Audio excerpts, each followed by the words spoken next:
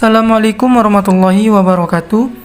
Kembali lagi bersama channel saya. Seperti biasa teman-teman, di channel ini akan memberikan tutorial. Kali ini akan memberikan tutorial ada dua cara ataupun langkah menghapus chat pesan WhatsApp. Oke, langsung dari aplikasi WhatsAppnya. Sebelum masuk ke tutorialnya, bagi teman-teman yang belum subscribe channel ini, boleh di subscribe terlebih dahulu teman-teman. Dan jangan lupa aktifkan tanda loncengnya agar tidak ketinggalan video-video yang terbaru dari channel ini. Oke, langsung saja teman-teman, silakan buka aplikasi WhatsApp-nya.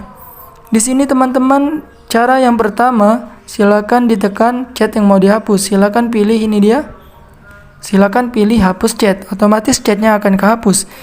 Dan cara yang kedua adalah masuk ke chatnya terlebih dahulu. Klik titik 3 pojok kanan atas, silakan pilih lainnya. Nah, di sini teman-teman silakan pilih bersihkan chat. Bersihkan chat, otomatis chatnya akan terhapus.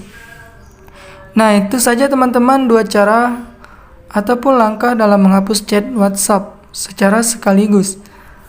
Oke, bagi teman-teman yang sudah tahu, alhamdulillah, dan bagi teman-teman yang belum tahu, semoga bermanfaat. Saya akhiri, wassalamualaikum warahmatullahi wabarakatuh.